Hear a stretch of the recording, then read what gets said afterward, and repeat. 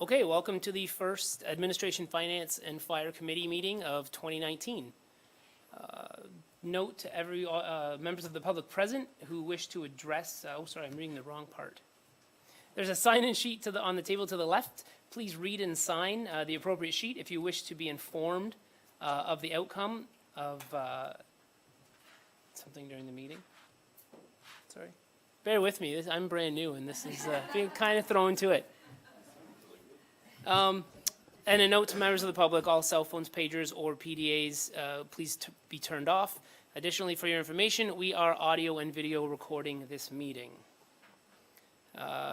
Change in order items on the agenda. Anything? No? At this time, I'll ask anyone to disclose any pecuniary interest or conflict of interest. No? Very well. Appointments. Item A01-19, Lydia Torbicki and Susan McPetrie from the Niagara Region, Waste Management Services, PowerPoint presentation. Good evening, Chair, committee members, member of the public, and staff. Thank you for having us here today to discuss the proposed service changes for the next waste, organics, and recycling collection contract. So we have received extensive input from our public consultation and engagement process, which Susan will highlight later in the presentation. And we are here today to request input from local area municipal councils on the base level service changes and what you'd like to see for your enhanced services for the next contract. We are requesting that we receive your input by February 20th of this year. Earlier, you would have received a project report actually last May outlining the proposed options. They are largely the same now with a few amendments, which I will highlight again later in the presentation. We have a report which will be circulated to you shortly from Regional Public Works Committee. It was just approved by Council last Thursday. And that will provide the final set of options that are being circulated for input to area local municipal councils. We expect that there will be a report with recommendations on the final set of options later in March of this year. So first of all, I'd like to give a bit of a background as to the rationale for the selection of a subset of options for consideration for the next collection contract. Number one, we'd like to see an increased level of participation in our diversion programs. Currently, our residential diversion rate is set at 56%, and it has been stagnant for a few years now. So in order to see an increase there, we need to see some policy changes. We'd like to see potential cost avoidance, cost reductions, or cost savings. We're looking for opportunities to help manage the collection costs. Another rationale for service change is to look at the results of the audits that we've carried out. What exactly is being put out at the curb? We want to set up service to reflect actual service usage. Another factor for consideration is reviewing the best practices implemented by roughly 13 of Niagara comparator municipalities. These would be municipalities with a population of 300,000 or larger. We'd like to see an improvement in our program communication to both residents and businesses, and we'd also like to see standardization of garbage container limits across similar sectors in Niagara Region. And specifically here, we're looking at industrial, commercial, and institutional properties, IC&I. You'll see the acronym later in the presentation. And mixed-use properties, which are essentially a business or ICI unit with one or more residential units. So first off, our proposed service change is to include pricing for every other week garbage collection service for all residents utilizing the region's curbside garbage collection service. And also for those IC&I and mixed-use properties located outside of the downtown cores. So this would mean that all existing garbage container limits would double, and we would, most importantly, would continue to have weekly collection of both recycling and organics collection. The next option is mandatory use of clear bags for garbage. This would include the option of allowing an opaque privacy bag to be placed inside the clear bag for sensitive items. This would be a base service option for all sectors. Niagara, based on the Niagara staff, based on the stakeholder consultation, proposed to not implement clear bag at this time. However, at the Public Works Committee, it was amended, and clear bags are back on the table for your consideration and your input. So the rationale, more detailed rationale, why are we proposing or considering every other week garbage collection and or clear bag? Well, the graphic on the screen illustrates what's happening at the curb very well. For the average household, roughly half of the garbage bag is comprised of organic material, which could be diverted, and also 14% of that garbage bag is comprised of recycling material, which again could have been diverted. Nearly half of our, a little bit less than half of our households are actually using the green bin program.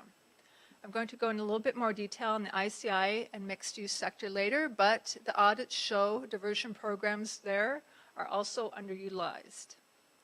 So if we can redirect material into our diversion programs, we could see extended existing landfill site capacity and contract cost avoidance through the every other week garbage collection in particular. So what's the experience in other municipalities that have gone through this?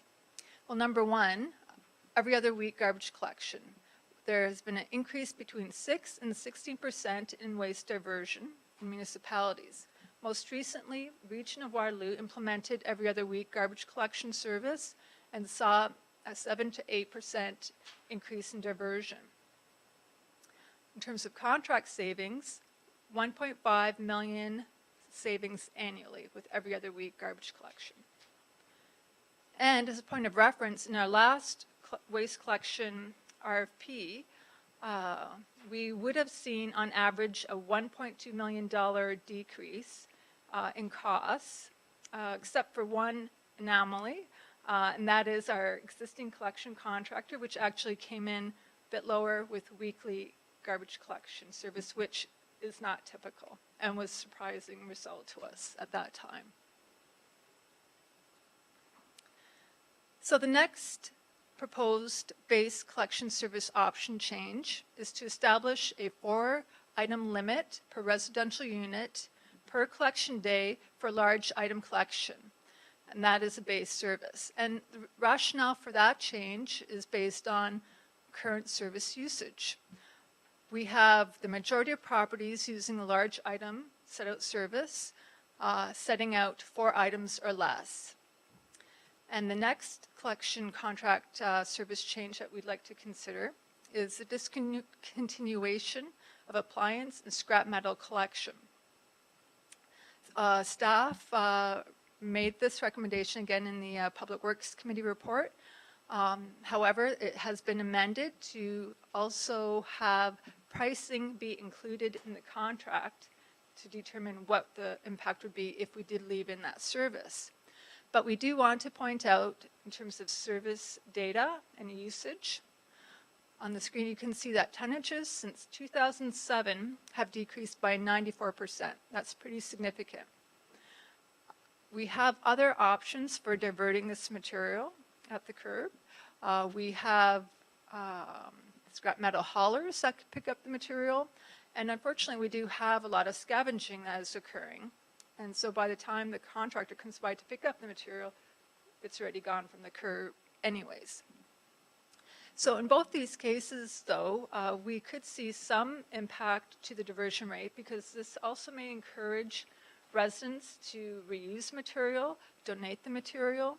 We actually had a charitable organization present at Waste Management Planning Steering Committee at the region last year, asking for assistance in trying to have residents redirect reusable goods to their group. The next proposed base collection service change is standardization of the garbage container limit between similar sectors. Currently, the ICI sector outside the designated business areas have a current limit of 4 containers. However, the mixed-use properties have a container limit of 6. So based on our data, curbside audits, we can see that on average, only 1.5 containers are being set out weekly. And unfortunately, our recycling and organics programs are very underutilized. You can see organics is all-time low at 15%. So today, so far, I've been talking about base level service. So this is service which is consistent across the region for any household or business that uses our curbside collection. We also have the enhanced collection services. So this is an additional service that is requested by an area municipality, specialized service, and the cost is paid for directly by that respective municipality. And in this case, Township of West Lincoln's 2018 enhanced service costs are approximately $27,000, and that reflects about 3% of the total waste management charge for 2018. The list is on this slide, but I'd like to focus in particular on the designated business area enhanced collection services. So the designated business area has 2 days per week waste collection service. Each day has a maximum of 7 containers, which is set out or allowed to be set out. And then there's additional waste disposal costs attached to that. This is the boundary of the designated business area, which is defined with input from municipal staff and the DBAs, I understand. So the regional staff has been engaging BIAs, organizations representing businesses, chambers, presenting when invited. We've circulated letters. Again, Susan will go into more detail. And we've tried to also engage with the public works officials and local area municipal councils or councilors in some case to discuss what we could do to increase participation and capture rate in our diversion programs based on the enhanced services which are offered and based on the service data and the usage. So we are encouraging review of possibly reducing garbage container limits and or reducing frequency of garbage collection service and or increasing recycling and organics collection so it aligns with the frequency of garbage collection service. Okay, I think that brings us to Susan's. Oh, no, I have data to show you. First of all, for ICNI properties inside the DBA, the average number of containers that are set out per collection day are 2.5. And recycling isn't too bad at 78% participation, but organics, again, is very low at 7%. And I believe I have one more slide on the mixed-use properties inside the DBAs. Again, the average container limit is 1.7 compared to the 7 limit that we have in place now. And again, organics is very low at 0% observed. And now, Susan will take us through the stakeholder consultation results. Thank you. So we did conduct extensive stakeholder consultation beginning in the late spring, early summer of 2018. And we consulted with various groups, including local area municipalities, the public works officials. We went to various organizations representing businesses, and that includes the BIAs, the Chambers of Commerce, tourism groups, the Niagara Industrial Association. So we met with them and we communicated with them to gather feedback as well.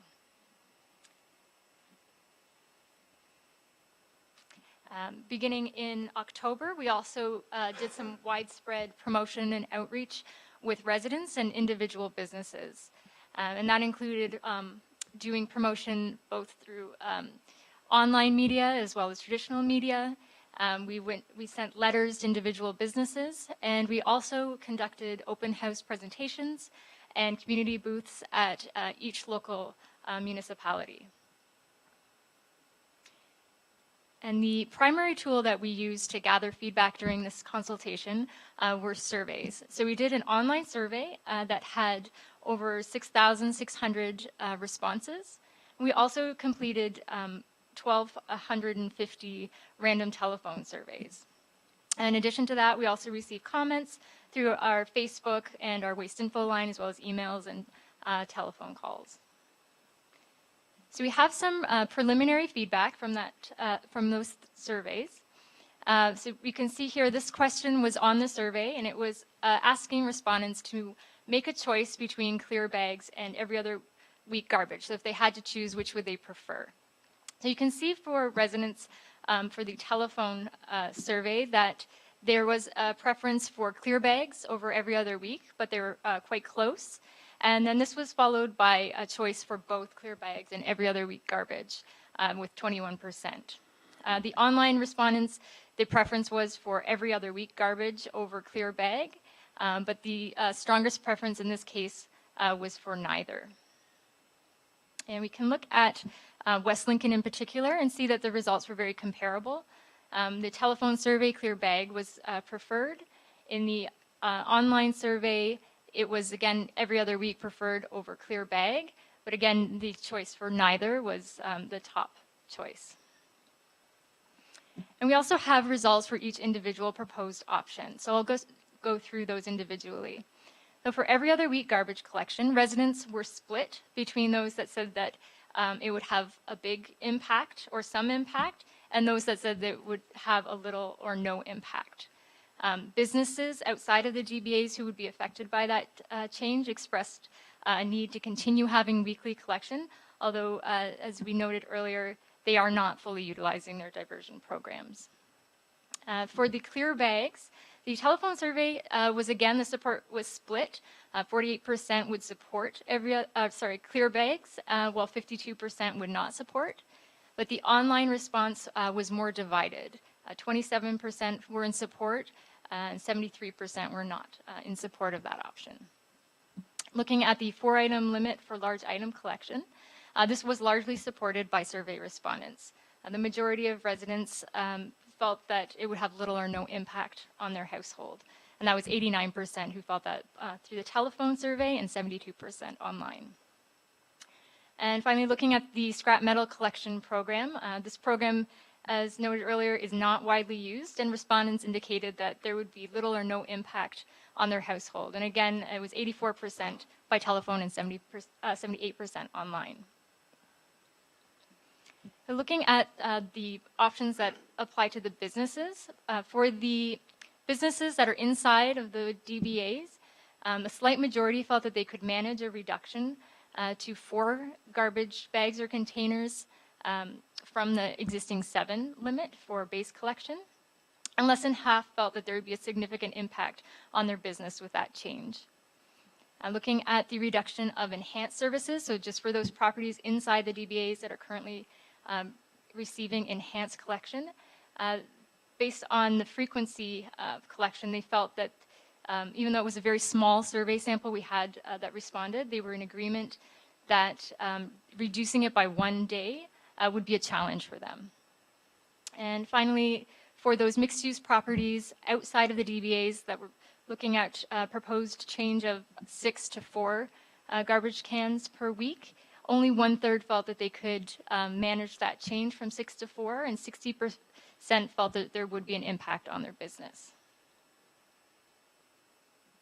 So there are some additional potential collection contract changes under consideration that were not part of that stakeholder consultation. First, the additional 4 weeks of dedicated leaf and yard waste and brush collection in the spring and the fall in urban areas. The second is the elimination of a current restriction that exists on regional curbside garbage collection for those IC&I properties outside of the DBAs that have private garbage collection. But to qualify, they would have to be participating in the region's diversion programs. And third is the provision of large item collection service as an enhanced service to multi-residential buildings and mixed-use properties that have at least one or more residential units that receive the region's curbside-based or enhanced garbage collection service. Again, they would have to be participating in the region's diversion programs to qualify, and it would be provided in a manner parallel to that we're currently doing for the low-density residential sector. So the region is asking that local area municipalities by February 20th provide comments or their position on those proposed base collection service options that we've just reviewed. Second, we're looking for a verification of current or additional enhanced services, and this would include the provision of the enhanced large item collection service that I just described for the multi-residential and mixed-use properties. And third, and this is new, it would be the verification if any municipality would like to include a per stop price for in-ground public space recycling, litter bins, or in-ground IC&I multi-residential or mixed-use properties. And that would be, again, as an enhanced service under provisional items. So, at this time, we take any questions that you have for us. Thank you. Okay, any questions for the lady?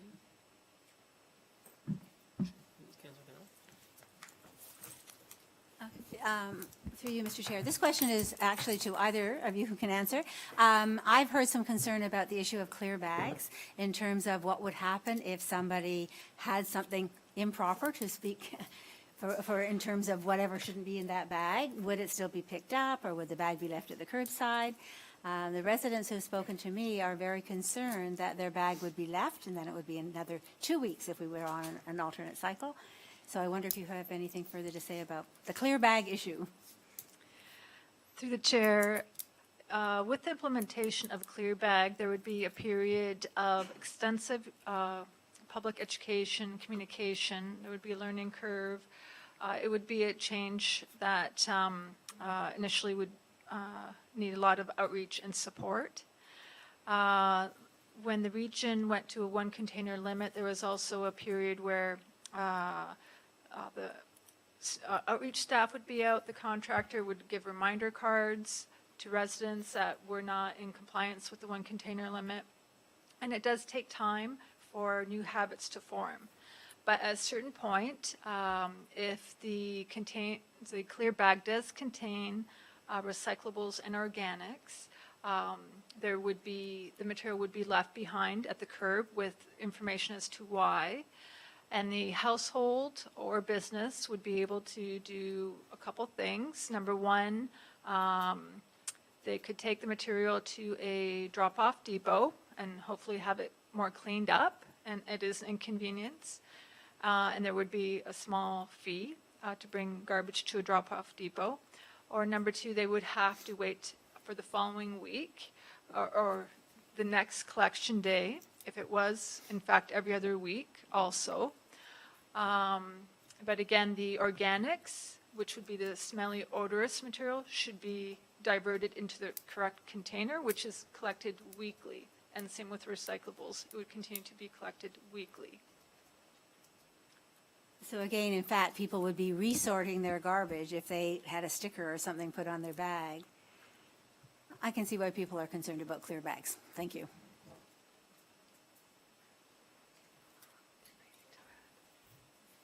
Through you, Mr. Chair. The people that were surveyed, I know you threw a lot of information at us there, but the people that were surveyed, do you know what the overall general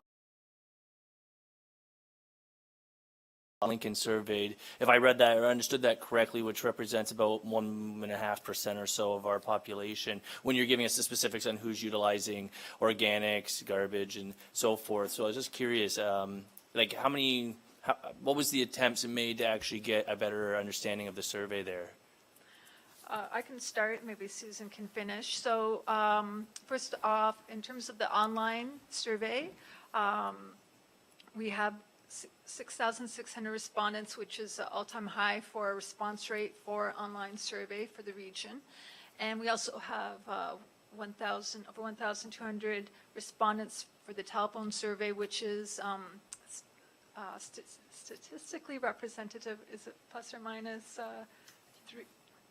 2.5%? So we're pretty confident in those results. We had a research consultant carry out the surveys, and they had also completed parallel surveys for other jurisdictions, including Waterloo and Hamilton, and the questions were tested, and we also have had the benefit of 2 other municipalities going through the same similar questions. So on a municipal basis, we're not saying it's statistically representative, but region-wide, we have the confidence there. Okay. Oh, thank you. With the bi-weekly pickup, is there an increased number of trucks when they do that? I know that we're already having an issue with waste not being picked up here, and I assume that bi-weekly we're going to be increasing the waste 1.5 times probably, conservatively, bi-weekly, and if that means more trips to the dump. And my concern is that if there's not an increased number of trucks on the road, are we going to have more issues with waste not being picked up curbside?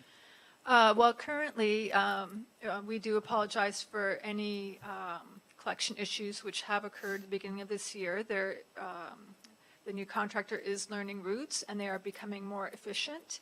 There were, unfortunately, some equipment breakdowns, which affected service. But as the contractor is learning the routes, things I think already are improving. With every other week garbage collection, there's actually, again, based on the results from other jurisdictions, we expect there would be actually reduced fleet because half, for example, the region would be collected week 1 and the other week 2 for the garbage stream. We would also have the benefits of reduced greenhouse gas emissions from fewer trucks on the road. That's one of the benefits associated with every other week garbage collection. Thank you. Yeah, Councilor Riley. Thank you, Mr. Chair. Actually, just to add on to Cheryl's comment there, I think one concern I know I would have with clear bags is just your everyday waste. Yeah, that's fine, but there's sometimes people get things in their garbage they don't want their neighbors seeing, and so I was just kind of curious. Like obviously, as the trucks come and pick them up, like obviously they're going to be policing it to some extent to ensure what's in there supposed to be. But then when you have confidential information, like the amount of stuff you get in the mail, like, oh, you've just won a $5,000 loan from Scotiabank or wherever it is, and then it has like their personal address and phone number. So my concern is if that hasn't been, I guess, disposed of correctly, like that information is going to be a lot more accessible to anybody who actually comes in contact with a clear bag for, whether it's accidental or intentional. We live in a day and age where identity fraud is very, it's common, and I feel like something like that puts the region at risk, even exposing that. So I'm curious to learn more about like how some of these other municipalities have been like dealing with that, and if there's been, what their general support is in their community. Through the chair, that concern has been heard quite often, and through our survey results, we could see that some of the respondents that were opposed to clear bag were very vocal in terms of opposition, partially to that example you just provided. So that is a concern, and the opaque privacy bag is meant to be largely the solution in those cases. So that might be a grocery bag that could be placed inside the clear bag, and that's Markham is one Ontario example that we have that has actually gone through every other week garbage collection implementation and seen roughly 35% increase, which is a bit of an anomaly. And then they proceeded to implement clear bag and saw another 6% increase. So they are an example that we can leverage in terms of lessons learned and solutions to some of the problems, but the opaque privacy garbage bag is something that they have applied. Okay, once more, thank you again, Mr. Chair. So I'm also a little bit concerned about the lack of picking up large things at the curbside. I'm thinking in particular about our older population, but still people living in their own homes. I know I sit on the community care board. I know we also have a difficult situation with people who wish to donate things, but have no way to get them there. It would be the same thing for those same people who have no way to get things out, so they may have a neighbor or a friend or relatives who can get them to the curbside for them, but it's another matter to try to get them elsewhere. So I don't know what kind of concerns you've had already raised in your public consultations regarding that, but perhaps you could enlighten us a little bit about that. Thank you. Through the chair, maybe I'll start and Susan can jump in if you have something to add. Firstly, to clarify for the large item collection, so for the bulkies, things like sofas or a mattress, we are not discontinuing that service. So it'd still be four items that could be placed at the curb each collection day. That in fact reflects or is greater than the average that is set out currently. Currently it's 2 items set out on average, and the majority of households, I think it's 93%, actually set out 4 or fewer items per week. So we still want to offer that option for the bulky goods, because we know that that is a little bit more difficult to manage. Now, on the scrap metal and appliance side, that was more what I was referring to. I heard your 4% Yes. and your 4 items and all the rest of that. I was more concerned about the metal things. So in that case, again, we have very small quantities that are put at the curb, and in many cases it is scavenged, but for those cases where it is not, the material is valuable, so we can still have a resident could still contact a scrap metal dealer or hauler, and they can come pick it up. Also, when you do have a new appliance delivered, it's often a service that is provided that they would take away the old appliance. Yeah, It's another often at a option. cost. So is that a cost to the residents if they call it a scrap recycler to come in? Or because of the value, do they take it away? Do you know that? I believe that it is, generally, it's at no charge. They will take it. Okay, thank you. Thanks. Any other questions? Okay, thank you, ladies. Thank you.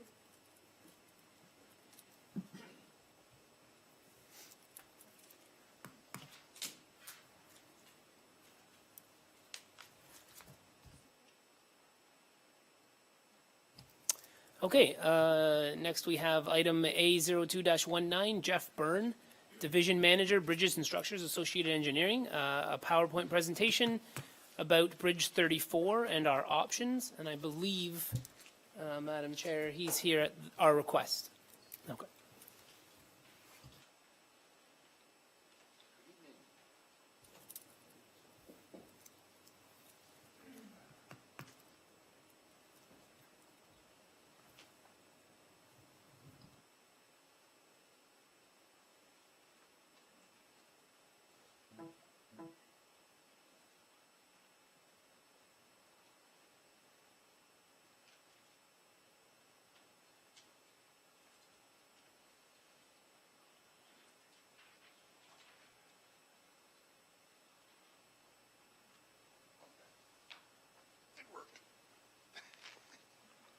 It's like magic. Well, good evening, ladies and gentlemen, Mr. Mayor, members of council. I'm here this evening at your request, or the request of Bev Henry, to talk about Bridge 34 and some various alternatives that were suggested to her at your last meeting. If I tend to fade out from speaking, let me know and I'll shout a little louder, but I tend to do that. I'm not used to doing this. Okay. Actually, would you feel more comfortable holding the microphone? Would that be possible? Just because I'm already having a little trouble hearing you.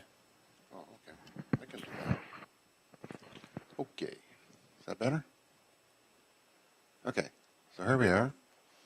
Was requested to come here tonight, and here I am. I'm going to cover some background on the bridge itself and the additional alternatives that were related to the replacement or removal of the bridge. Background.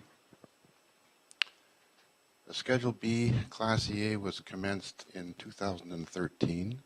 A report was submitted in 2014. I've distributed copies of that. It's double-sided printing. The preferred alternative was to close the bridge and close the road and remove the bridge. This alternative was not accepted by the current council, so the Class EA report was not filed and is therefore still open. It hasn't been filed yet. Okay, so why am I here? I was asked to come here this evening to address 4 additional alternatives that were put forth at your last session. Replace the bridge. Do not replace the bridge. Replace the bridge using a culvert solution, and replace the bridge with a Bailey bridge. All replacement alternatives are based on maintaining or increasing the cross-sectional area opening of the existing bridge about 19.5 square meters. Replace the bridge. This alternative was presented to council, was presented in the Class EA report, but not accepted by council. Estimated cost $800,000. Replacement would be similar to Bridge 12 on Grimsby Road 6, and would have an opening of 19.4 square meters. Lifespan 75 years. And it would look like the sketch on the slide. Do not replace the bridge, but leave it the way it is. Was not evaluated in the Class EA because it didn't address the problem statement that was created. Leaving the bridge as is places an inordinate amount of liability on the township in the case of failure involving property or personal loss. Close and removal of the bridge being removed from service that would include closing the road and providing a small turnaround area for motorists. Estimated cost is, I think it says $126,000. The costs that I've got here were updated to me this morning, so they're a little bit different in the documentation that you have. I think I'll find it here.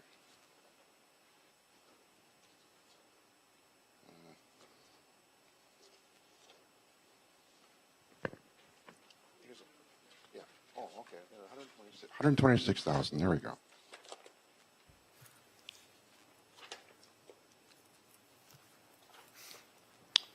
So that would again look like this.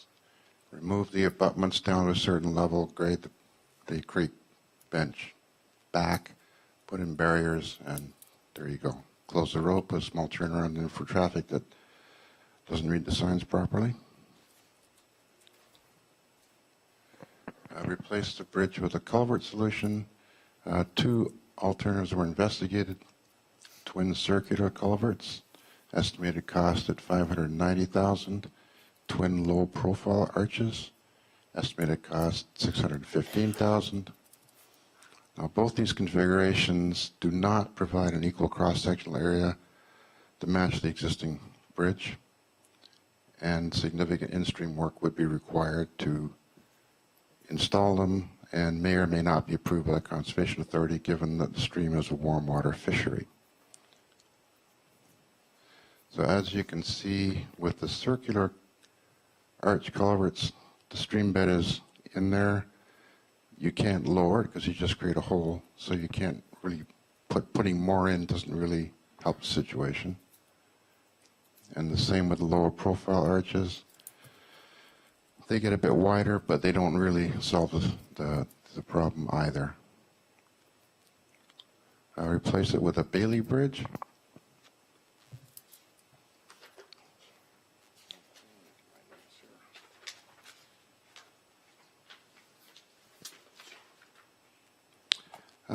Bailey bridges are normally used for temporary structures and are rented. They can be purchased, but they're normally used for rented. They are constructed in about 10-meter sections, so they're fixed pieces. And this would result in a span that is longer than the existing one and would require new abutments, new wing walls, essentially the same work required for a new cast-in-place concrete bridge, with the exception of the deck. Estimated cost about $600,000. Design life 75 years. And it would look like this. What you're looking at here is a double-wide Bailey, and not having the total, they're proprietary, so they're designed by the supplier, not knowing exactly what they would give us is a little bit tricky because they do come with paved services, steel or timber services, and over time they may require more inspection frequency due to the number and type of connections that they have. Okay, there we go. Thank you very much. Any questions for Mr. Byrne? Sure. Thank you, Mr. Chair. Thank you, Mr. Burns, for your presentation. Appreciate you coming out here today and speaking with us on the viable options. As all known in the past, I've spoken about this bridge for many times. It upsets me that it is closed, and my stand is that we need to do something to get this bridge open. A bunch of us did around this horseshoe campaign on infrastructure, and infrastructure is very important to us. I just believe that shutting a bridge in any form or in any roadway is moving backwards as a township. I don't believe closing any roadway is moving forward as a township, and I'm not in the business of moving backwards by any means. You said the culvert option is not possible. You were very quick to say that it's not a possible option, and that was the MPCA has not been involved yet on that or has been any input. So what I'm wondering is how come during this presentation they didn't get any input, and what are the steps for them to get input to see what we need there? If you drive down other streets in this neighboring municipalities around us, we see multiple culverts getting put in for waterways just about this size, and I can see one every day when I travel. It's down on 16 Road, just east of Victoria. There's 2 culverts that actually just got put in, and the span. I'm not a structural engineer, so I can't describe on the span, but the span does look pretty similar to something of this capacity. So my question to you, Mr. Burns, is why is the culvert option not possible? What gets me as a province, are we going to say, well, all these bridges, if we don't have, obviously we have 90 structures in this municipality that are all in this in West Lincoln here. Is it telling me that well, if we got to fix each bridge and they all go at the same time or within 10 years, it's a $90 million cost? Are you telling me that if we can't afford it as a township, then that's it, we're going to close it? There's no other options, and that's where sort of I'm wanting some answers, is because another bridge was closed way previous to me being elected here, and I'm still hearing about it today, and it just mind boggles me how other municipalities are culverting areas, are doing other options, and us as a municipality, I'm getting just the feedback that viable option is you as an engineering firm is proposing to close it, and I just don't like that option, and I think no road should be closed. And as an engineering firm, to come forward and saying that we've decided that one of the options is to close the road, I can't fathom that. So if you could please help me out, Mr. Burns, how possible a culverting is not able on a gravel road that is in this area, and other municipalities are doing it, and why that's not possible. Please, if you can give me that answer, if you do have that answer. Okay, we've been looking at this bridge on a monthly basis since 2013. Okay. And we confirmed its closure back in November 2018. That has cost municipality about $28,000 over that time frame for us to go out and do this. Over that period of time, we've seen advanced deterioration on the structure. There are I didn't bring any photographs with me, but there are some on the cover of the report which show the girders in pretty severe state of repair. We've low rated the bridge once, and we low rated it again last year. We recommended at that time that the traffic be moved away from the one side to make it a single lane. We have been concerned for the last 2 winters about freeze-thaw action on the bridge as it does thaw. It does fill with water. It floods. We had a camera mounted under there that got washed away this past spring. Bridges deteriorate over time, and this one, given its nature and construction materials, it leaks, and the reinforcing steel is deteriorating, concrete is deteriorating, it's falling off, and so it's at its life end. It was built in 1956. It's pretty old. Now, with regard to culverts, the stream, as I mentioned, it does flood. The water comes right up to the soffit of the existing bridge. If you don't provide at least equal cross-sectional area for that stream flow to go through, it's going to flood the road. You can have water overflow over the road at times of the year, and if that's acceptable, okay, but it's not a good engineering practice to flood a road. So you're saying that there's no galvanized culvert that big of a width span, what's the depth of that bridge? No, there isn't. Okay. The depth, so you're telling me the depth of that stream, there's no man-made culvert or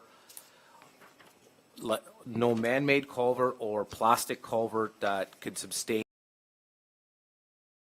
is what you're telling me? Well, if you look at the current the current opening is rectangular. An arch is circular, so you lose area. And the stream bed, you can't change the stream bed because you just create a hole. It doesn't really affect anything. It doesn't increase water flow. So you're ending up with a reduced cross-sectional area for the water to go through. So it's going to back up and it's going to go around the sides and do other damage that way. Okay. So I'm just getting this report as we speak right now, so I'm just trying to fathom my head around it, right? Sorry, Mr. Burns. I understand. I mean, we looked at culverts initially because that's relatively, I'll say inexpensive, but it can be. Depending on the type of culvert and on installation, you need cover over top, which may affect road grades, so that's another issue. That with a gravel road, it's not that critical, but you need to maintain the cover. There are, head walls to put in and all those kinds of things. But the flooding issue, like maintaining a cross-sectional area for water to get through is kind of critical. I mean, we didn't take into consideration in this evaluation anything to do with severe weather events which are happening. I mean, it's debatable what's making it happen, but we do note that we're getting 1 in 10 year storms every year now, not every 10 years. They're quick, they come fast and early, and they just flood things out. Well, the one thing I do know is that, this area here, and this is something for all of us to know as well, is that, farmers have been using it to go up and down. And if it is closed, they're just going to make their own temporary bridge and disrupt the waterway, which is going to cost a big amount of money for the township to continuously go out there and monitor that and take that out. Like I said, I'm not in the business of moving backwards. We got to come up with a viable solution to open our roadways. Moving backwards is not what I have intended or is not what I'm elected to do. And I hope we can come up with some solutions and still work with you to get a resolution on this issue. Because like I said, if this is in the 50s, I don't know how many other bridges we have in the 50s. They were telling me we're going to close all of them, and that's what really concerns me in this municipality. Thank you, Mr. Chair. It's all condition of the structure. And if you look at this bridge, it's not in very good shape. It's a very similar, it's identical construction to the Grimsby Road 6 bridge, Bridge 12, which was replaced 2 or 3 years ago. And this one is getting to the same level of deterioration, and we are concerned with regard to failure. We don't like closing bridges. That's not our business. Yeah. You know, if I'd rather replace the bridge, that gives me something to do, but the least expensive option for the township is to remove it. If that's not acceptable, well, Keeping in mind there was no recommendations made here. This is providing us with our options before you. Councillor Denon. I'm aware of that, yeah, thank you. Okay, thank you, Mr. Chair. I'm just wondering if either you, Mr. Verneau, or perhaps Mr. McGee, have there been traffic counts? Obviously, people have been watching this bridge for a while. Do we have any idea what the usage of this bridge would be? yeah. Certainly not like Bridge 12, I'm guessing.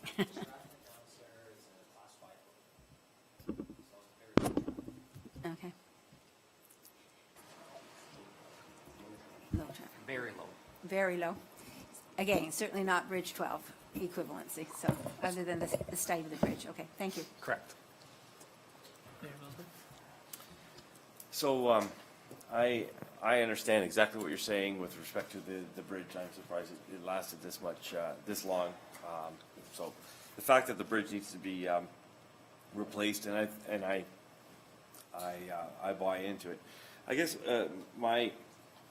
and I can see that we just don't have the cross-sectional volume to handle those storms, and to have a washout would be disastrous, and you know, there's all kinds of attendant troubles and challenges with that happening. I don't see that the Bailey Bridge is necessarily going to save us a whole lot of money in the long run. I think that's like you said, it serves a purpose. This is not necessarily the purpose. It's a temporary bridge, or what we're looking at is to replace the structure similar to what happened at Bridge 12. My hope was that because of the similarity of the two structures, that we would be able to have a cost savings with respect to some of the administrative tendering and engineering parts of a replacement program. And I don't know if you're able to speak to that, but if I remember correctly, some I think it was $260,000 or $270,000 was spent on the environmental assessment, engineering, and RFT, whatever cost, that didn't put a shovel in the ground. And then when we got to the structure, then we spent, and I can't remember what that number was, but I think it was about 500, in the 500s. So roughly 30%, I guess 50% of the building cost was towards that engineering end of things, or 33% of the overall cost was administrative in nature. And I was really hoping that we would be able to save on that. So I don't know if my numbers are off. I could use some correction from Director of Finance if you want to speak to the idea that maybe we would be able to borrow the engineering and the drawings and that design features from Bridge 12, and then just go forward, go right to see if the builder of the previous bridge is still honors more or less the quoting process, and we can kind of skip some of those steps and just kind of be efficient, and that would save us at least $250,000. Yeah.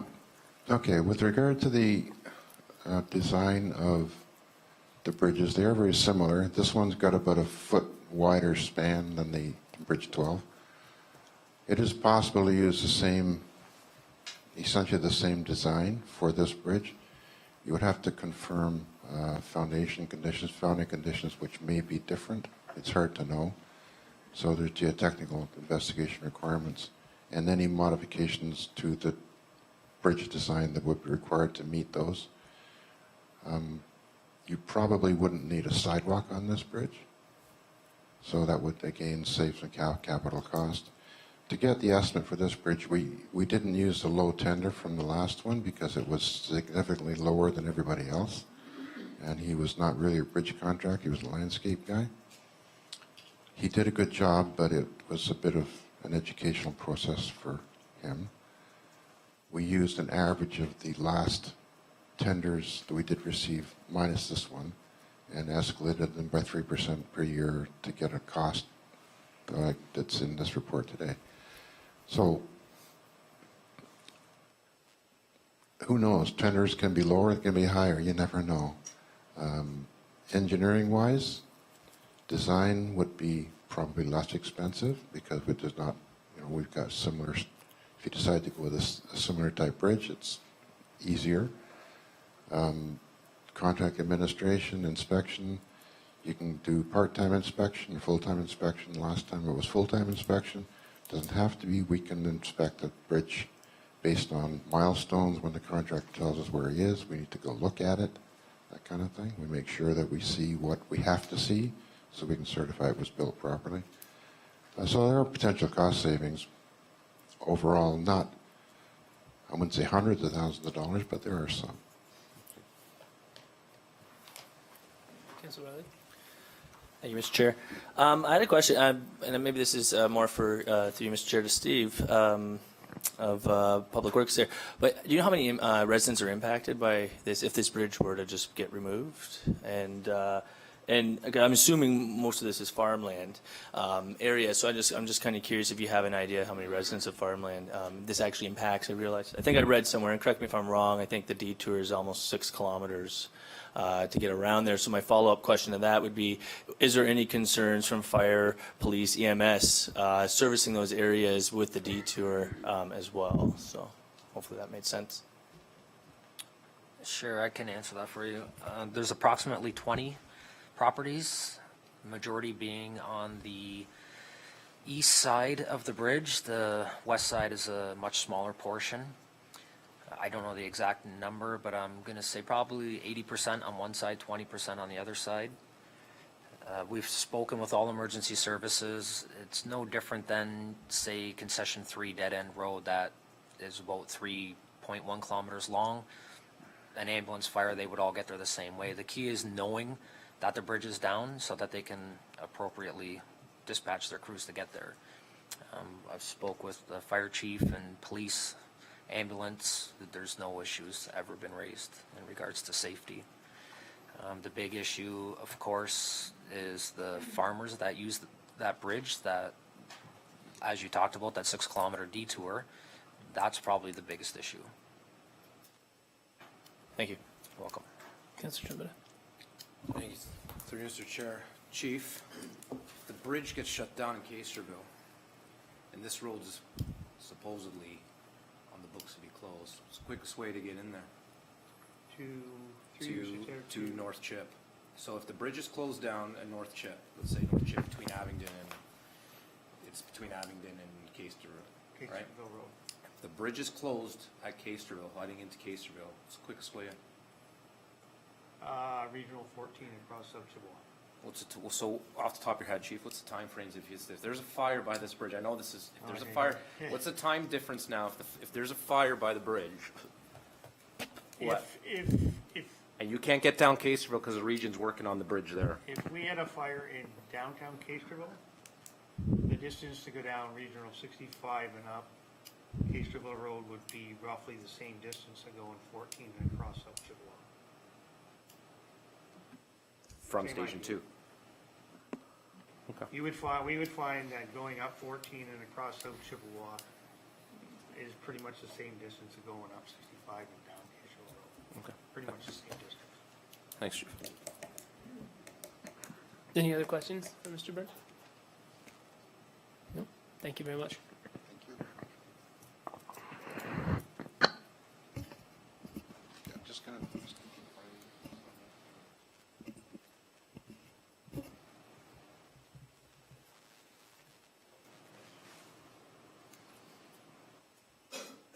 Okay, item A03-19, Brenda Pickvance, Rural Infrastructure Funding.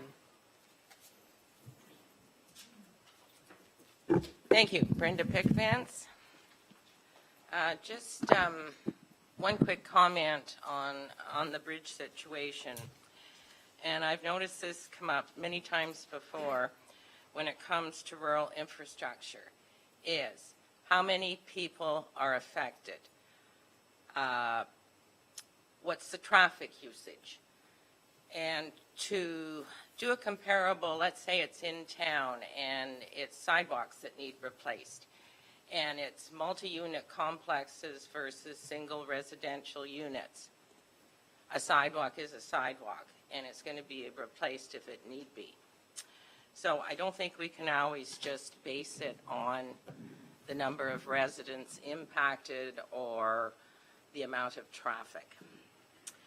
Anyhow, first off, I brought some newspaper clippings tonight. Starting March 8th, when it was budget negotiations, and there's a picture of a rural road. Again, August 9th, concession 5 badly needs repairs. Lastly, December 27th, last month, rural infrastructure. 3 pictures, and I shouldn't say I like it. Same picture used all the time. That's the road I live on. Anyhow, I'm going to refer to comments made that were in the last newspaper article by Mr. McGeen. That rural roads do not qualify to be tarred and chipped according to MTO standards. Why then did my conversation with Mike Purcell, at the Ministry of Transportation in St. Catharines, go in the opposite direction? I believe he is involved in engineering and road design. He admitted rural infrastructure has taken a back seat. He believes gravel is a waste of time and money and is not sustainable. His words, it either soaks in the mud like liquid on a sponge, or it is cast aside like scattered marbles. He spent time explaining the cost savings of doing in-house work and offered guidance in the engineering process. These are 2 contradicting statements. I will take it even further. The local MPP Sam Oosteroff's office stated that rural infrastructure is under the jurisdiction of the municipality. And so did several other Ministry of Transportation contacts, right up to former Premier Kathleen Wynne. So what exactly is the story here? Back to Mr. McGeen's comments. Roads are classified by how much traffic travels on them, again, my point, and maintained accordingly. Where roads are granular, they're not getting that traffic. Traffic has increased, and I'll use my road as an example. Families have more vehicles. Children have grown up, stayed in some cases to farm, start up a business. Therefore, there's more vehicles. Ever looked at the steady stream of delivery trucks that are out there? Everywhere, rural areas included. If there is such limited traffic, why has the gravel disappeared that was put on our road in June, and it's gone 2 months later, and we're back to a mud road? And how can a mud road be considered granular? Also, nowhere in my previous presentation did I say gravel wears down, only that it disappears from the traveled part of the road. I know that there is a new asset management plan that's going to be presented shortly. On the Ontario government website, under Building Together, a guide for municipal account asset management plans, it states, municipalities are the stewards of the infrastructure they own.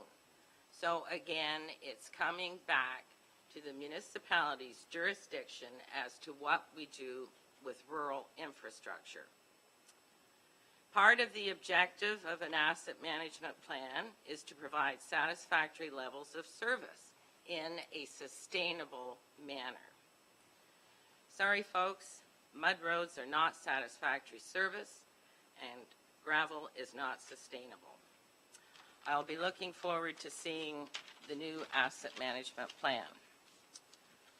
On a separate note, before Christmas, I stopped by the new library in town to donate some books. As I sat in my vehicle, I scanned the immense parking lot. All clean, smooth, lines in place. Then I drove home. Past the Caister Community Center with its deplorable parking lot and back onto my mud road. Two completely different worlds, 15 minutes apart. I have communicated my concerns to Mayor Bilesma and Regional Chair Councillor Woodavine about educating and involving the region in this matter. We need a viable plan put in place. It's just not good enough, and the sooner the better. I feel for all of us that have to travel on these roads. That's it. Thank you. Do we have any questions for Mrs. Peckmans?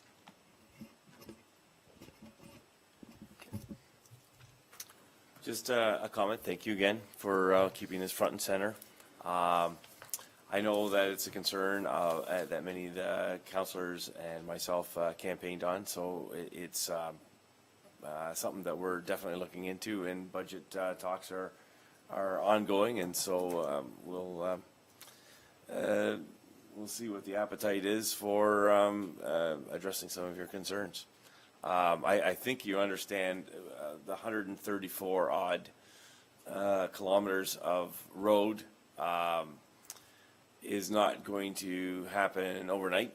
It's not going to be a one-shot deal. I think that unfortunately there's just not the political will and appetite to probably in the order of $10 to $13 million to pave them all.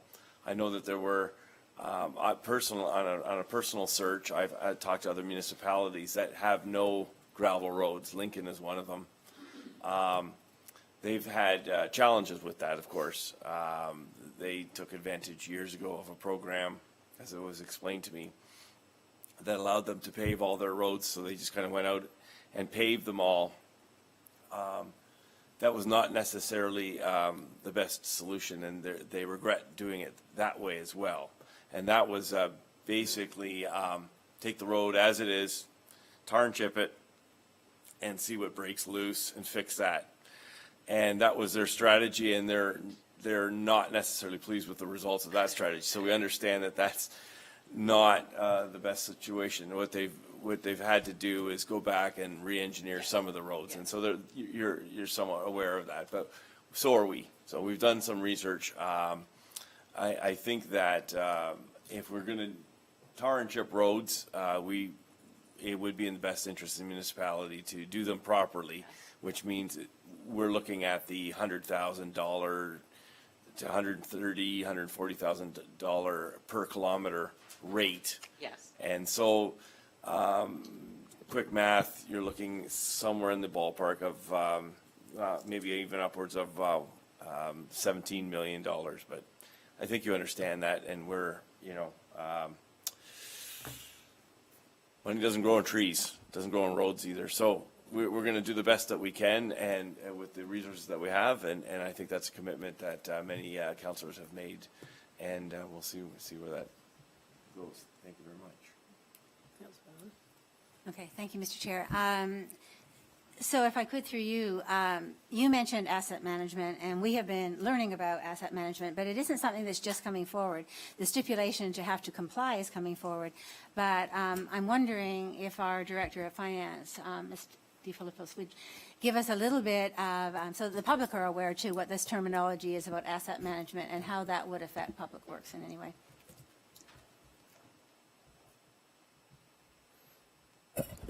Yes, through you, Chair Cody, to Councillor Ganan.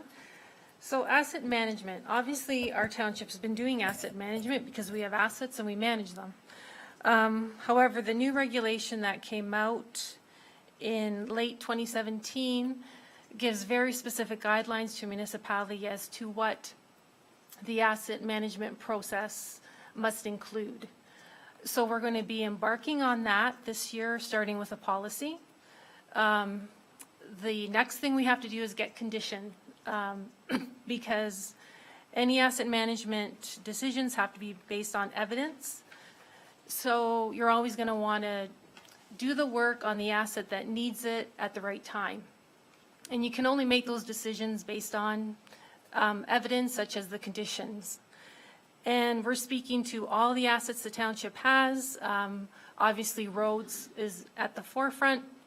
However, there's all the underground assets that we don't see, water, wastewater, our parks, basically anything that provides a service to the public. What's going to be unique about this process is municipalities have to start looking at risk, because it's a known fact we don't have money to do all the infrastructure work that's required. No municipality in Ontario has that amount of money. So when we're looking at risk, we're looking at probability of failure and impact of failure, and that's where we often refer to these traffic counts or the location of the road, because that all comes into the area of risk. So what happens if a road with near the fire hall, what happens if that gets closed as opposed to a road where there's not a lot of traffic? That's one of the tools you would use in decision making. The other step with this asset management plan will be looking at service levels.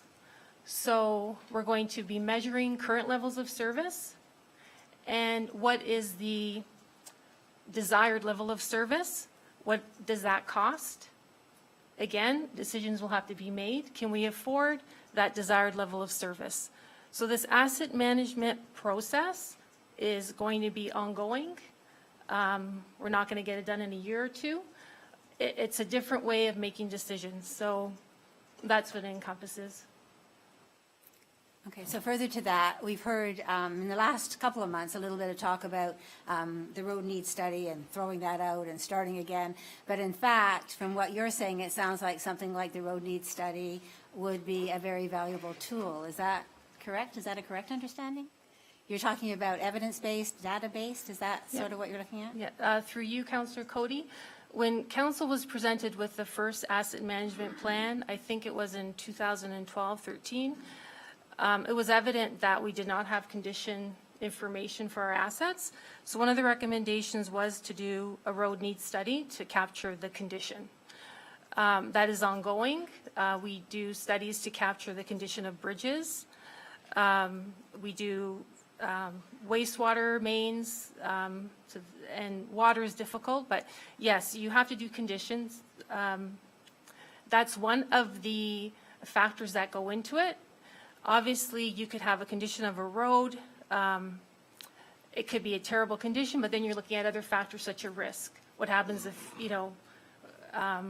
it isn't repaired as early as another road? So sometimes you might actually be repairing a road that has a better condition index because it's the right time to repair it. Something that's hard for people to visualize, but there is an engineering science behind it. But definitely, you're going to see more condition studies done, and that road needs study is an example. Okay. Thank you. Thank you for the clarification.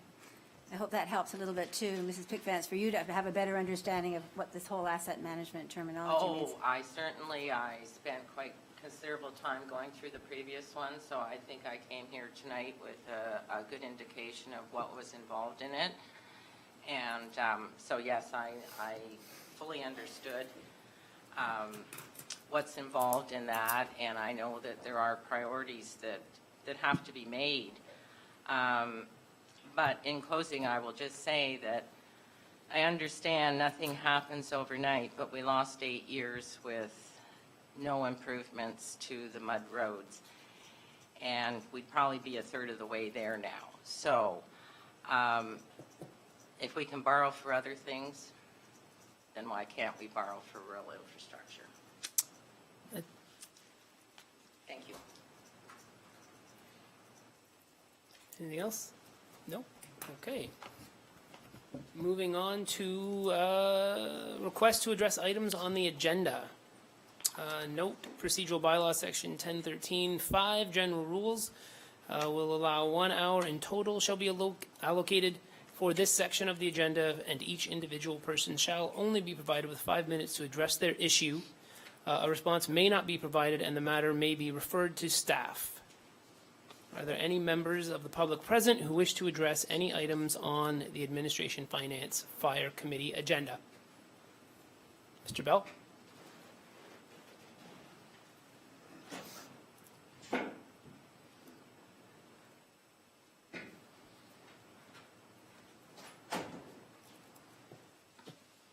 Evening, Council. My name is Terry Bell, and I live on Manaway Drive in Smithville.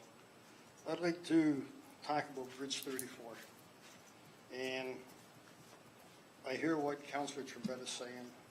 This has been an issue started in 2013, 2014, it come to council, carried right through the term into this council now. At council present, done a bit of homework and research, they would have found out that many studies have been done on this bridge.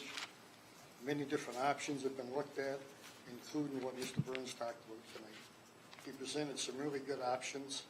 Unfortunately, they're not viable, as he pointed out himself.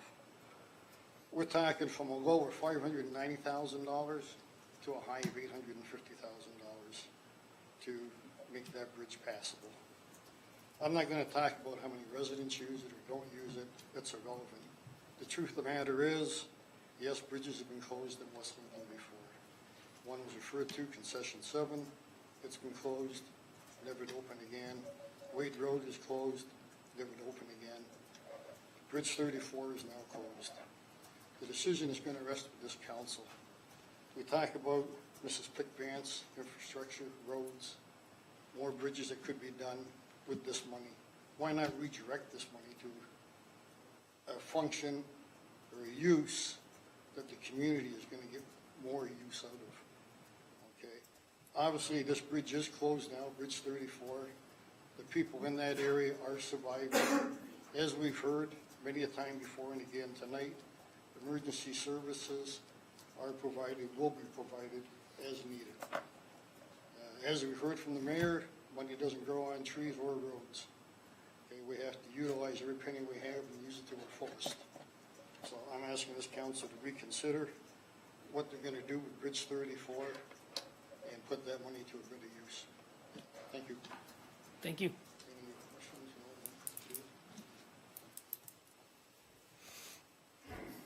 Councillor? I just got a comment and just want to thank Mr. Bell for his presentation. I just do believe that regardless of where the money is used or if it's not used, all those residents are taxpayers. They all pay their taxes. They pay just as much as I do, and I think they're just as important as someone that's living in town or someone that's living on a nice area that's free and have traffic. So they are important residents, and they're all taxpayers, regardless of if there's 20 homes on it or 60 homes on it. We all pay the same amount. Not all of them, but you know, we're all paying taxes to this municipality, and I do believe they do deserve the essential services. Just imagine if you know, your road's it's going through, and then all of a sudden, you know, you gotta get home at 5 o'clock and take your kids to a sporting event or a hockey or something like that, and you know, your wife needs to go out. That's a rerouting practice that you have to get to and your whole timeframes have changed because, you know, they decide to close the road because there's not enough traffic counts or not enough people living on the road. I think that line there is ridiculous because they're all taxpayers that pay their contribution to this municipality. Thank you, Mr. Chair. Thank you. Anything else? No? Okay, anybody else from the public? Nope. Moving on to consent agenda items.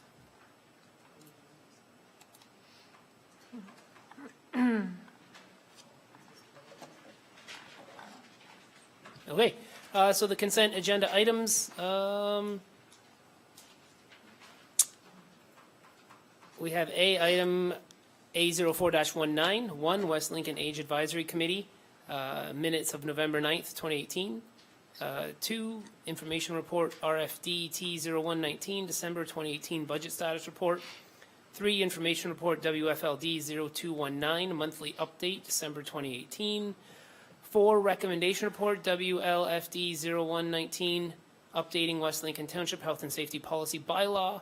5, recommendation report WFLD 0319 P25 radio supplemental agreement with City of St. Catharines.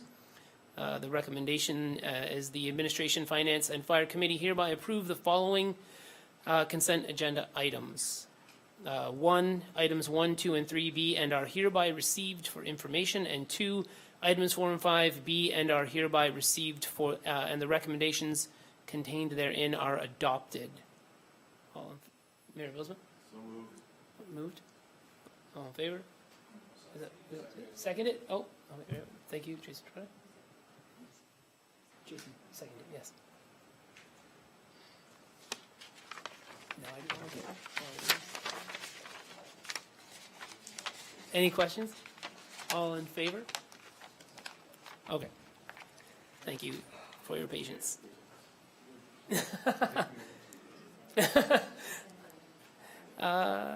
So the 7 is communications. There are no communications. 8 is staff reports. We have no staff reports. Other business. We'll do these first and then Councillor get on yours.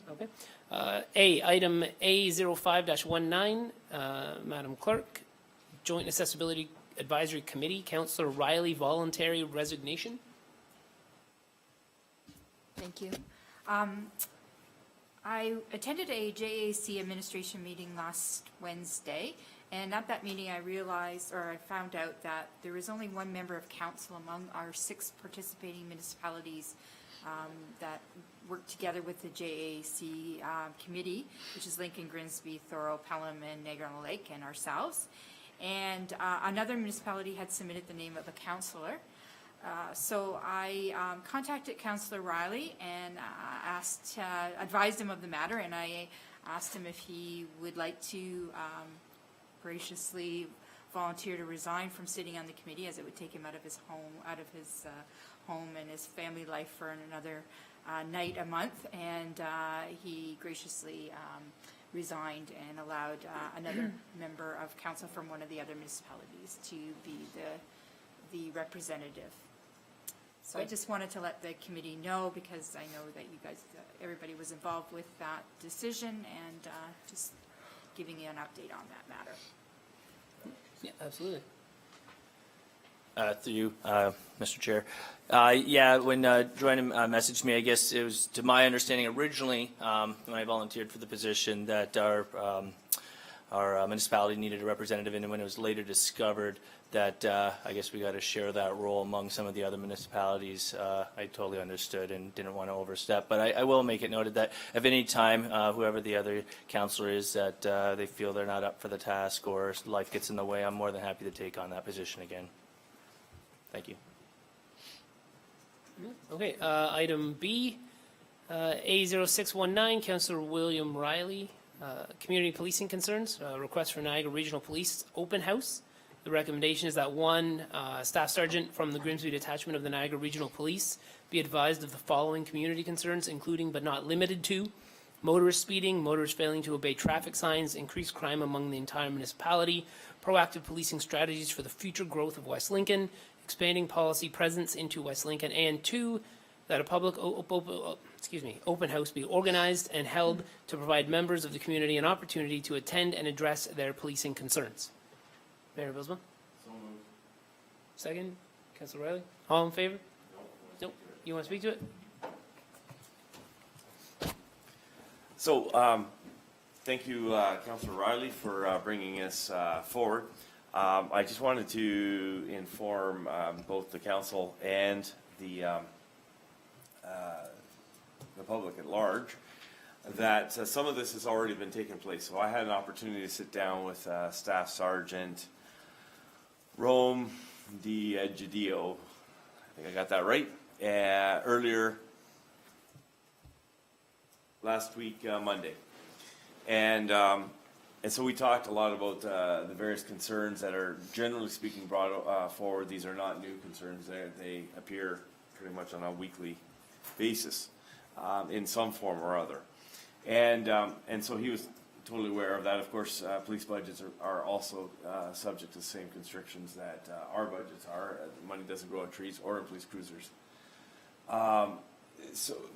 But having said that, they do a very good job of trying to meet the needs of the municipality, including policing roads for speeding and traffic violations as well as crime.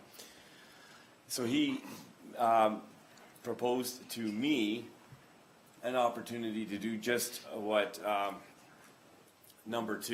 recommendation number 2 is stating.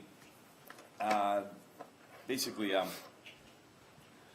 a community opportunity to voice concerns. And we sat down, he approached Chief Fisher to get some coordination because he wanted to make it, I guess, a little bit more worthwhile, and B, coordinate with other emergency services. So the chief, myself, Staff Sergeant Gidio, and EMS, the individual there, are looking at an event sometime later in the spring where the public has an opportunity to just kind of rub shoulders with our EMS services.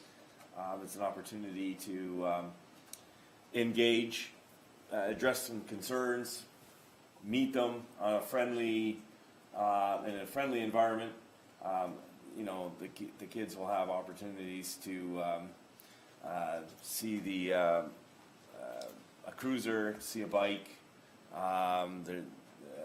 Chief Fisher usually puts on a good show with for the kids. They get to crawl all through the trucks, and so on and so forth. So that's in the works. So I'm glad this is coming forward. It was happening naturally. There are two things that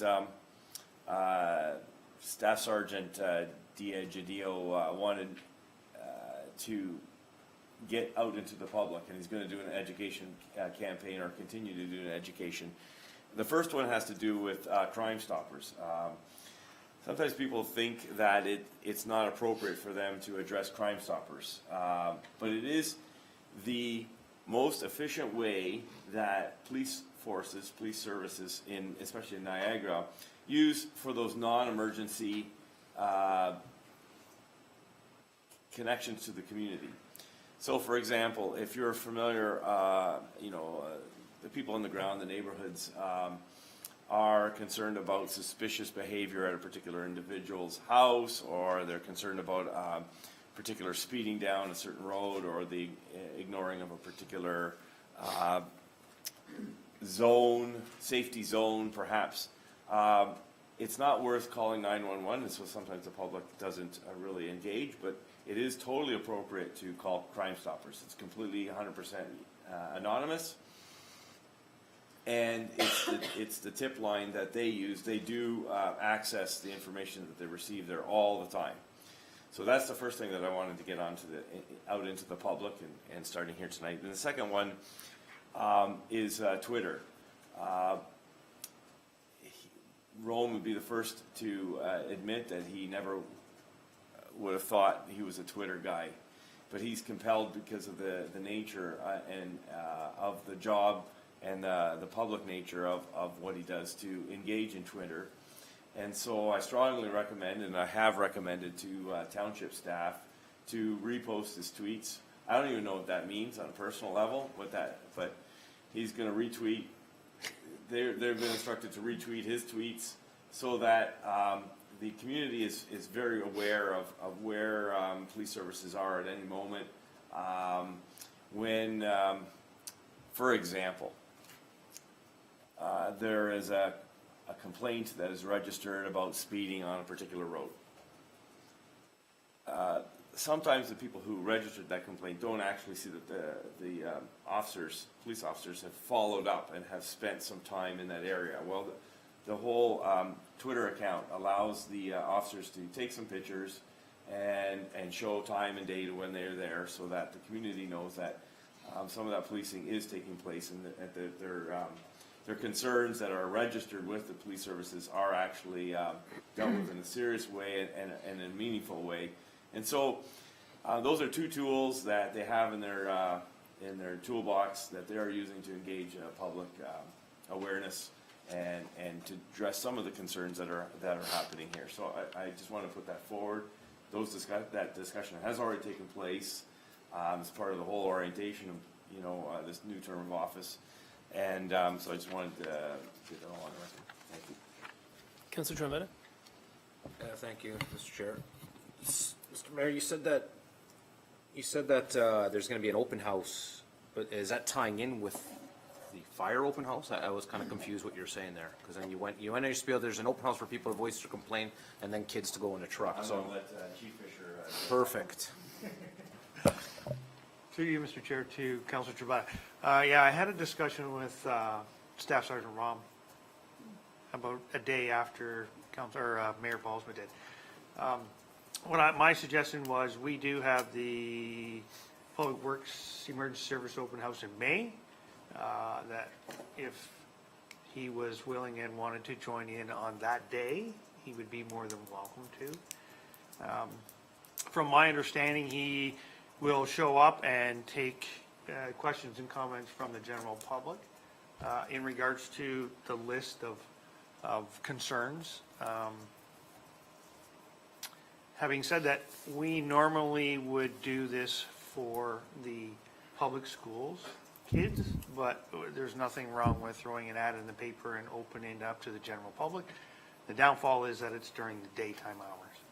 So I don't know how many people you would get out during the day, because 75% of the people work during the day. I do have a meeting on Friday with Grimsby and Lincoln and ROM to discuss a West Niagara open house.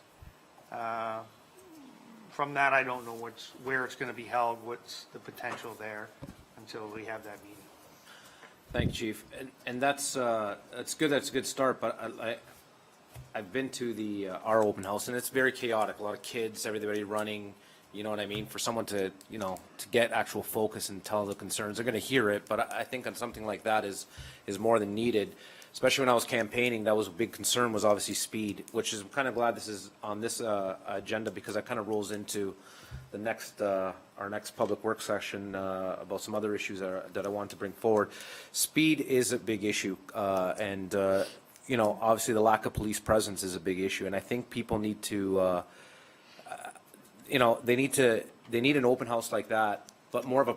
I'm not saying I'm not against it, but I just think something more privately, where residents have that opportunity after work to come and sit down and voice their concerns, and they can really see what we're going through out here, right? So, go ahead, Mr. Go. I think that those concerns I can take to the meeting on Friday, as opposed to having an open house after work hours. I'm getting the feeling from a couple of emails, having a West Niagara one might be at the top of the hill at the Grimsby Station 2, which would be generalized for all three municipalities, but I don't know that. Okay. So other than that, like sort of open house session, obviously you said, Mr. Mayor, that Crime Stoppers is the way to call, and obviously tweeting, and then they're showing. I understand how Twitter works, but I wasn't aware that they were posting afterwards when they were out there. Are you telling me they're posting out there afterwards when they're taking radar and updating their website that they were in your area? taking, not your area, but in that specific area that they are doing radar? Like, that's the way it came across. So can you just give me some clarification on what, I know you're not a Through you, police Chair. constable. Through you, Chair. And again, I'm talking about things I have no clue how they work, except to say it's part of the community engagement that the staff sergeants working with the police officers who are engaged in our particular community. It's a way of interacting with the residents. So again, for those people who are dialed into Twitter, get on the feed that comes from the police services, from Rom himself, and that will allow you to form a dialogue with police services.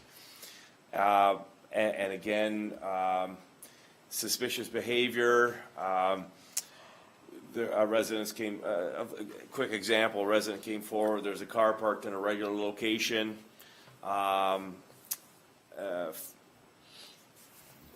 Usually Friday and Saturday nights in a particular location, and it was visited. So it had the flavor of a dealer and meeting clientele to whatever, secure drugs. That was a tip that was generated on Crime Stoppers.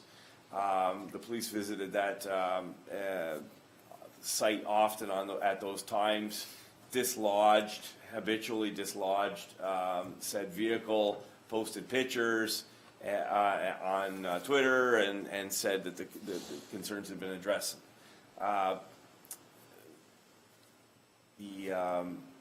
That's considered top-notch policing. We've moved the individual on.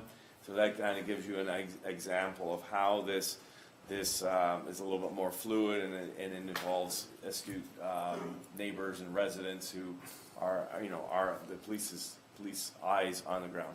And I'm not just disagreeing with the Twitter aspect. I guess there's a way of obviously social media and how it works faster. But I think the big consensus that we're having is obviously a presence. And by the time someone gets to the phone or gets to the tweet, because they're outside cutting the lawn, they've seen something going on, and by the time they get around to it, getting back to it, sometimes it's too late. I think what we need in this region is, in our municipality, is more presence.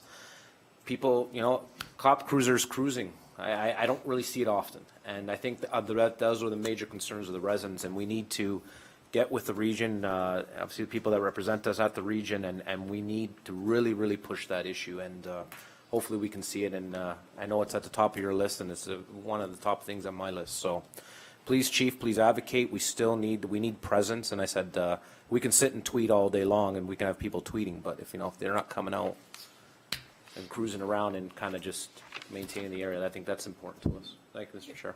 Councillor Riley, and then Councillor Young. Through you, Mr. Chair. I guess just to echo Mr. Trombetta there is it's great that we get to tweet, and at least they're gonna for the maybe I don't know, I'm gonna say I don't know sense even making up a number, but I can't imagine the success rate of catching somebody committed that had blowed through a stop sign and almost run over your kid, which almost happened to me this past fall there. And so that being the case, I think this needs to be a bigger conversation with pressuring the region. We need more funding for them. They need to expand. Obviously, I don't think we're in any position to put I'm assuming a department right downtown here, but we need to come up with some kind of they need to come up with some better solution, because we don't I know it's kind of exciting when you see the one cruiser going through town. You're like, okay, great. That's the time when no one's actually breaking the law, and they're gone maybe 15, 20 minutes later. So I know my hope and concern was that if we can create this dialogue between them, and I know they're aware of it and they're busy, and like you mentioned, Mr. Mayor, they're stretched on budgets, but with getting pressure from the region to to grow, and if we're going to grow the rate they're growing, we need more officers. They can't do it if they're going to be down in Grimsby or wherever they're servicing. I spoke to one officer one night who had explained that there was basically 3 cars on the road that was servicing not just our area, but for the most part right into St. Catharines. And it was just the way how the night went for them. And and so that to me just seems so unrealistic, or even so like, I couldn't imagine if something big happened, on the other side of, our region, we got no protection. And with other things, in the works here and as we're growing, I think we just puts us a little bit more in a fragile state. And I just think we need to get ahead of this. When I first moved to Grimsby, for example, back in, oh my goodness, I'm going to say 92, I think we maybe had about 15 to 18,000 residents, and they had a police station. And, it wasn't very big by any means. It still isn't very big, actually. But when you kind of look at what they were servicing in considering what we're dealing with now, and, I know projection numbers of where they want us to be, like, we got to have this conversation now, which is why I brought this forward. And I'm glad it's kind of aligning with a few other things that were in the works. But more importantly, I think, I think it's a great start. We're going to have that open house night. I am concerned that with all the other amenities going on, that it might accidentally lose a little bit of momentum, just with the things tend to draw more of a circus than necessarily an information session. And I think we need to be advocating more for, I think we got to stop asking. I think we need to start, pushing our way through and saying this, it's not when, it needs to happen now. So anyways, I just wanted to go on the record saying that. Thank you. Councillor Gunnar? Okay, thank you, Mr. Chair. About a year and a half ago, perhaps, the Police Commission, the board, anyway, had their meeting here, and I attended with a couple of other councillors and our mayor at the time. And at that time, the chair of the board had a police officer, I don't know what his rank was, explain about how they now sort of have a system for emergencies. And we saw how that worked when they brought in everybody they needed when we had the problem on Anastasia Boulevard. And so people are very aware of the changing times in West Lincoln. Having that meeting what came here because we'd had some robberies downtown, the banks and the drugstore. And so there's this ever-rising presence of people being concerned about what's going on. And when you're talking about social media, it made me think that I often actually go to Facebook when I hear about something and I hear about it from somebody. I often check Facebook because somebody has retweeted something to somebody and it's ended up on Facebook, and you finally find out what happened. For example, a lady last night complained to me about being nearly hit by somebody zooming down St. Catherine Street, and she was trying to cross from having been at the library and go across on her way home. And then about an hour and a half after that, we came out of where we were and saw that there was another emergency downtown. And I said to John, well, we'll find out on Facebook what that's about, because that's sort of how people are doing. But the other thing people are doing, because there is this ever-growing concern about what's happening in West Lincoln, and particularly as we are growing, is the fact that people are putting messages on warning their neighbors. There have been many things lately about footprints in the snow, or people at 2 a.m. or 3:30 or whatever out and about, and they will tell you the intersection of the street, and they're sort of warning their neighbors about what's going on. Make sure your vehicles are locked. Make sure that, that your garage door is locked. Make sure that people can't get into your house via getting into your car, and all that sort of thing. So I think this heightened worry almost says we need to give an opportunity somewhere down the line for people to have a way to speak orally about their concerns. It probably will turn into a very large crabbing session, but maybe that's what people feel that they need, an opportunity. After the last meeting a year and a half ago, whenever that was, we did get one extra officer in this division. But we've certainly grown exponentially when you consider the growth in Grimsby and Lincoln and West Lincoln for one extra officer. That doesn't spread very far. And so I think the concern is real. It's also perceived beyond what probably is the real. And I think even hearing somebody say, hey, this looks like it's bad, but in comparison to a larger municipality, it isn't as bad as we are all thinking it is. I just think an opportunity for public input is a really, really good thing. And I'm not sure. I love coming to the Public Works Day, even though I'm old and I don't bring children. I just come and look and wander around, and I think that's a great day. I'm not sure that that day answers the concerns that Councillor Riley's been addressing, and perhaps even that the mayor has spoken of. I think if we can find another opportunity, we would be serving our public in a better way. So thank you. I had a comment just before you, and you may want to address mine. I think this is a very important issue that we're dealing with. I do think we need to exercise the options that are It is the entire community's responsibility to police all of our municipality. And I think we need to be realistic about an increased police presence. Like the Niagara Regional Police will need a bigger budget to increase our presence, but if they get a bigger budget, they have other problem areas they're going to use that budget for. So I really think like the likelihood of us getting extra officers is slim, and we need to exercise all the other options we possibly can. I don't want us to focus solely on getting more officers, which is in all reality probably an unlikely scenario. Thanks, Scott. Well, let's hope not. Let's hope we do get some push from our mayor and our new regional councillor, and we can get that. Chief, just through you, Mr. Chair, to the chief. Back before, didn't we have designated police officers that were designated for this area? Like, I heard that in the past. Like, is that true? Or, like, designated, like, I'm not, maybe way before my time, like when I was still a kid, but wasn't there a designated officer for this area? Through you, Mr. Chair, to Councilor Ferretta, I certainly can't speak on behalf of the NRP. It's my understanding that they have 2 police cruisers for our municipality. You also have to understand that our municipality is the biggest geographic area in the Niagara region. Correct. So we have the most per square kilometers in the region. So if they happen to be at Westbrook Road and they get a call in downtown Wellandport, they're a half an hour, 20 minutes. Maybe I'm just going back. I mean, like I say, I can't speak for Ron and his staff, and nor Correct. will I, but, you know, at the end of the day, if you have concerns about police presence, then you've got to make yourself voiced as a council and Yeah. and a community, and, you know, they can't be everywhere in our community. Our community's too big. And I understand they don't have enough resources to facilitate all Going that, right? back, I mean, we have a police office, if you want to call it, next to the ambulance base in town. So, That was, how much time they spend there, I don't know, I can't speak to that either. But like I say, it's my understanding that we have 2 cruisers for our municipality, and they might get sucked down below the hill. But he'd have to confirm that with them. okay. Thanks, Chief.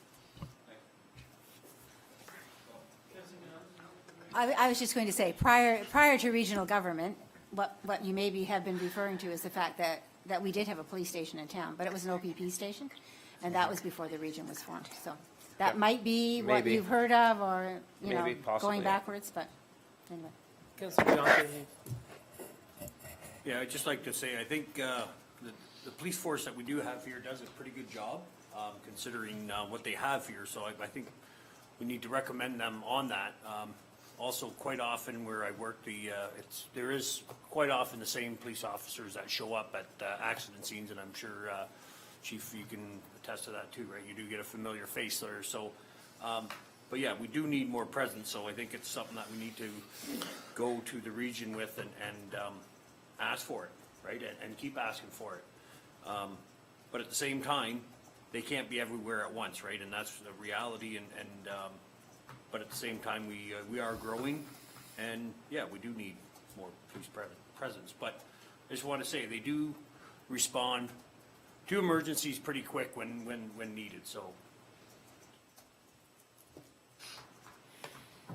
Yeah, thank you, Mr. Chair. Lastly, and I agree with Mr. Jogger. Like I think we should be recommending them for the job they do, considering what limited resources they have to do it with. You know, I've had to make my fair share of calls in the past, and they're relatively within about an hour or so we're at my house. But that being the case, I think we need to look at pushing forward and trying to get, like, I think if it was just stated, like, we're the biggest municipality and we have almost zero police present, even with the presence that we are getting.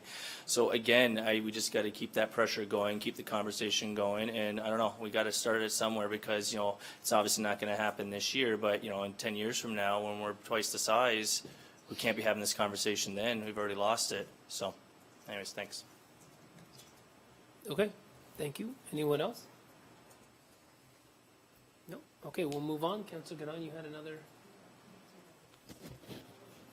Oh, sorry. Did I just ask? All in favor? All in favor of, that was the long go, but. Yeah, perfect. Sorry, Councillor Ganon, you had another. I do.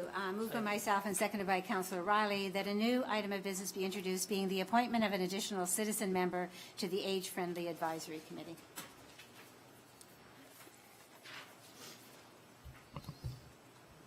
If I could just speak briefly to that, then please.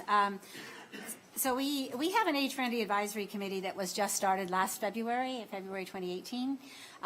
We advertised for people on that committee in the before Christmas of 2017, and had only 6 people come forward.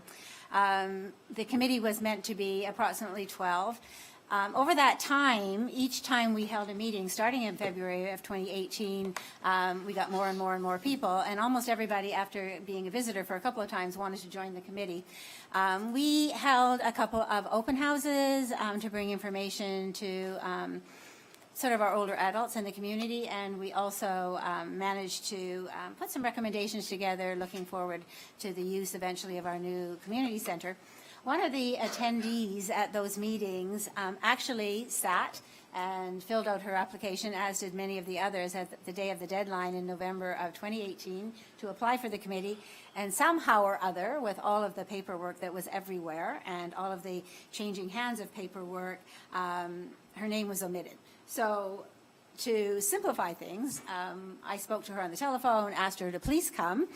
We certainly wanted her to continue to come, but to make it official, I now have another resolution, but I just wanted to give you a little bit. It's not a big deal. They're mostly retired people. Many of them are away for big chunks of the meeting anyway. We never have a full complement, but we have an ever-revolving door of people who like to come and sort of have some input. So we have many, many guests, including guest counselors at our meetings. So the resolution that comes out of this, moved by myself and seconded by Councillor Riley, that the terms of reference for the Age-Friendly Advisory Committee be amended to allow 13 voting members for the 2018 to 2022 term of council, and that Kathy Laidman be appointed to the Age-Friendly Advisory Committee as a voting member, along with the other 12 voting members that were appointed by the bylaw at the December 17, 2018 council meeting, and that a bylaw be presented at the January 28, 2019 council meeting to amend Schedule E to bylaw 2018-114 to add Kathy Laidman to the list of individuals appointed to serve on the West Lincoln Age-Friendly Advisory Committee, short form WLAFAC, for the Township of West Lincoln for the period from December 1st, 2018 to November 15th, 2022. Mr. Chair. Point of order, Mr. Chair. We should vote on first motion first, get that wrapped up, which will allow us to deal with the second one before we entertain any discussions on it. So let's. Thank you. I jumped the gun. All in favor of the first motion? All right. That's you. Okay. And then all in favor of the second motion? Any discussion? All right. All in favor? Thank you very much.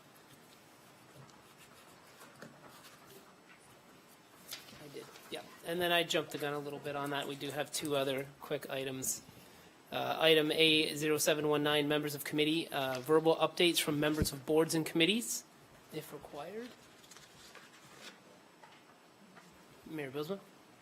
And just one briefly, I think the public and the council is aware that we, the Heritage Committee, the fruits of the Heritage Committee's last term are proudly on display on the side of the Murgatroyd wall, and it's a culmination of a lot of hard work of the committee, and there's a lot of people that are to be thanked, but most importantly the committee as a whole.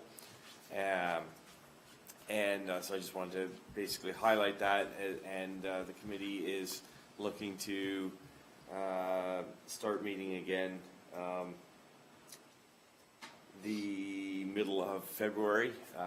As we embark on a new council, a new term, we would like to duplicate that theme in some of the other hamlets and villages of the municipality, so that we kind of preserve for posterity some of that cultural heritage. Perfect. Anyone else? No? Okay, item A0819, members of the committee, other business items of an informative nature. Nope. Okay, we did new business already. There are no confidential matters, so we will just adjourn then. Yeah. So I declare the meeting adjourned at the hour of 8:26.